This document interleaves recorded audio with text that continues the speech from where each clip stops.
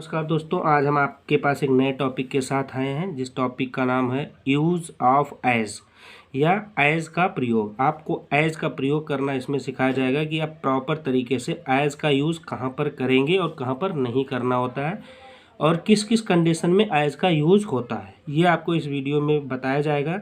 Video start करने से पहले यदि आप हमारे चैनल पर नए हैं तो हमारे चैनल को सब्सक्राइब कर लें, जिससे आने वाले समय में आपको ऐसी ही वीडियो प्रॉपर तरीके से मिलती रहे। तो वीडियो स्टार्ट करते हैं। यहाँ पर हमने कुछ कंडीशन लिख रखा है। एज, इसका मतलब हो जैसे या जैसी। सो फार एज मनोदशा होती है। जहाँ पर हिंदी में सेंटेंस लिखा रहेगा जहाँ तक, वहाँ यूज़ होगा सो फार एज। जहाँ पर जब तक लिखा होगा उसमें समय दिया होगा, उसमें आप यूज़ करेंगे एज लॉन्ग एज। जहाँ पर मात्रा होगी जिसमें लिखा होगा जितना या उतना, तो आप एज मच एज यूज़ करेंगे। उतनी और जितनी लिखा होगा किसी सेंटेंस में, उसमें दूरी आपको शो करेगी कि कोई दूरी की बात हो रही है, तो उस पर एज फार एज आप यूज़ करेंगे। और ज्यों ही त्यों ही अगर किसी सेंटेंस में लिखा है हिंदी के वाक्य में, तो आप एज सुन एज लिखेंगे। और ऐसे और जो अगर किसी सेंटेंस में लिखा है तो आप सच एज का प्रयोग करेंगे। तो ये तो आपका हो गया कंडीशन, लेकिन आप कैसे यूज़ करेंगे वो मैं आपको बता दे रहा हूँ। पूरे वीडियो में ये चीज़ आपको क्लियर हो जाएगी। मैंने यहाँ पर जो पहला एग्जाम्पल लिया है कि जैसे आपकी इच्छा, ये हमने एक हिंदी का सेंटेंस लिया, उसमें लिखा है जैसे आपकी इच्छा। तो जैसे की इंग्लिश होती है जैसे कि एज या जैसी की एज। तो एज आपकी इंग्लिश होगी योर और इच्छा की होगी विश, एज योर विश। तो ये आपका हिंदी में लिखा है जैसी आपकी इच्छा, इंग्लिश में इसका ट्रांसलेट होगा एज योर विश। ये हमारा ट्रांसलेट होगा एज का, यहाँ पर आपने यूज़ देखा।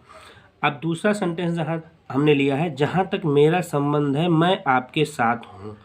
इस लाइन को पढ़ने के बाद आप इसमें देखिएगा कि इसमें मनोदशा शो हो रही है, मनोदशा की जहाँ तक मेरा संबंध है मैं आपके साथ हूँ। इसमें कोई ऐसी चीज़ नहीं है जिसमें समय, मात्रा, दूरी, ये दो चीज़ें तीन चीज़ें नहीं शो कर रही। इसमें एक मनोदशा आ रही है, पीछे लिखा भी है जहाँ तक, जहाँ तक लिखा है और जहाँ तक जिस लाइन में होगी वो मनोदशा शो करेगा। और मनोदशा सो फार एज का प्रयोग करेंगे। कैसे करेंगे वो आप देखिए। सो फार एज जहाँ तक स्टार्टिंग में है तो हम सो फार एज स्टार्टिंग में लिख दें। मेरा संबंध है मतलब आई एम कंसर्न्ड, कॉमा मैं आपके साथ हूँ, आई एम विद यू। ये हमारा ट्रांसलेट हो जाएगा। अब ध्यान से आप पढ़िएगा, ये समझने की कोशिश कीजिएगा कि किसी भी सेंटेंस में जहाँ पर जहाँ तक यूज़ हुआ है तो वहाँ पर सो फार एज का प्रयोग करते हैं, तो वो सेंटेंस आपका बिल्कुल राइट होता है। अब दूसरा सेंटेंस हमने लिया है, जब तक मैं यहाँ हूँ किसी बात की चिंता मत करो। अब यहाँ पर लिखा है जब तक मैं यहाँ हूँ किसी बात की चिंता मत करो। अब यहाँ पर देख लीजिए, यहाँ पर समय शो कर रहा है। अंदर आप इसको जब ध्यान से पढ़ेंगे तो इसमें शो करेगा कि जब तक मैं यहाँ हूँ, कोई व्यक्ति कहीं पर खड़ा है, किसी बात की चिंता मत करो। इसमें टाइम शो कर रहा है कि जिस टाइम तक कोई व्यक्ति खड़ा है तो दूसरों को चिंता करने की ज़रूरत नहीं है, तो इसमें समय शो कर रहा है। और जिस भी सेंटेंस में समय शो करेगा या जब तक लिखा होगा उसमें एज लॉन्ग एज का प्रयोग होगा। कैसे होगा वो आप देख लीजिए। जब तक मैं यहाँ हूँ तो किसी भी चीज़ की चिंता मत करो। सेंटेंस हमारा है इम्परेटिव सेंटेंस का। इम्परेटिव सेंटेंस का जो ये मत यूज़ हुआ है, इम्परेटिव सेंटेंस का मत जो होता है वो सबसे पहले लिखते हैं तो डोंट हो जाएगा। चिंता की इंग्लिश हो जाएगी वरी, डोंट वरी। किसी बात की मतलब eight all, for any thing, मतलब किसी बात की जो इंग्लिश होगी वो होगी एट ऑल फॉर एनीथिंग। तो जब तक मैं यहाँ हूँ don't worry at all for anything, जब तक मैं यहाँ हूँ एज लॉन्ग एज, ये समय हमारा शो कर रहा है कि इस लाइन में समय दिया हुआ है, तो हो जाएगा as long as I am here. ये हमारा ट्रांसलेट होगा जब तक मैं यहाँ हूँ, क्योंकि ये हमारा जो सेंटेंस था इम्परेटिव सेंटेंस का था। और इम्परेटिव सेंटेंस के विषय में हमने ऑलरेडी वीडियो बना रखा है। अगर आप इसको नहीं समझ पाते हैं कि इम्परेटिव सेंटेंस का ट्रांसलेट कैसे होता तो आप हमारे अगले वीडियो को देख सकते हैं जो हमने ऑलरेडी बना रखा है। तो ये इम्परेटिव सेंटेंस है, तो don't worry at all for anything as long as I am here, ये हमारा ट्रांसलेट होगा इसका। अब दूसरी चीज़ आती है, तुम जितना चाहो उतना खा सकते हो। अब बात आप इस लाइन को अगर स्लो मोशन में पढ़ेंगे या समझने की कोशिश करेंगे तो ये कह रहा है कि जितना चाहो उतना खा सकते हो, मतलब इसमें मात्रा क्वांटिटी शो हो रही है कि जितनी आपकी मर्जी, चाहे काउंटिंग में खा सकते हो या वेट में खा सकते हो, तो वो आपका इसमें मात्रा शो कर रही है। और जिस चीज़ में मात्रा दी हुई होती है तो मात्रा जितना या उतना लिखा होगा तो वहाँ पर एज मच एज आपको लिखना पड़ेगा, जिससे सेंटेंस आपका सही होगा।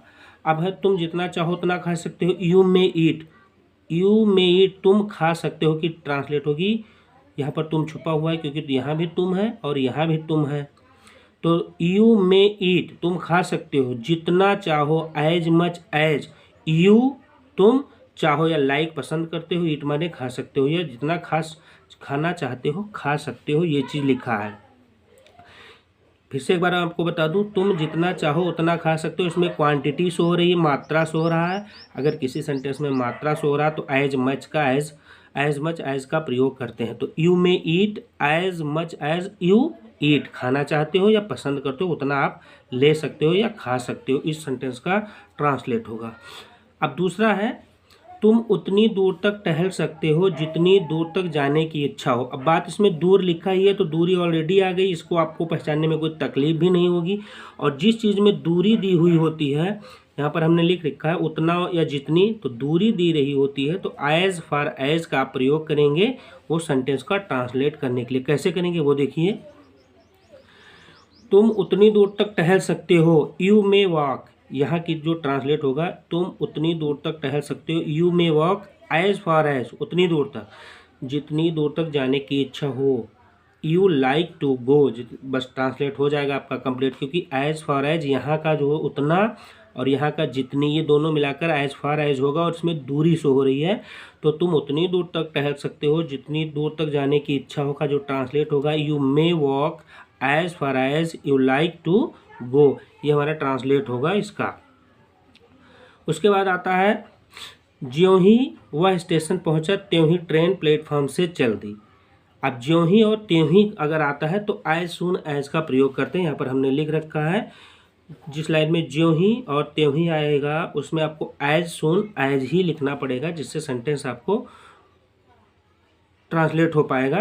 कैसे करेंगे वो देखिए, ज्यों ही वह स्टेशन पर पहुंचा, एज सून एज ही, वह की इंग्लिश हो जाएगी ही, पहुंचा ये आपका पास्ट इंडेफिनिट का सेंटेंस हो जाएगा रीच्ड, कहाँ पर पहुंचा, स्टेशन, द स्टेशन, तो हो जाएगा as soon as he reach the station, फिर कॉमा हम लगा देंगे। त्यों ही की इंग्लिश यहीं पर आ गई, ज्यों ही और त्यों ही की इंग्लिश यहीं पर ख़त्म हो गई, ऐसा नहीं है कि त्यों ही की इंग्लिश यहाँ पर लिखी जाएगी, वो नहीं होगा।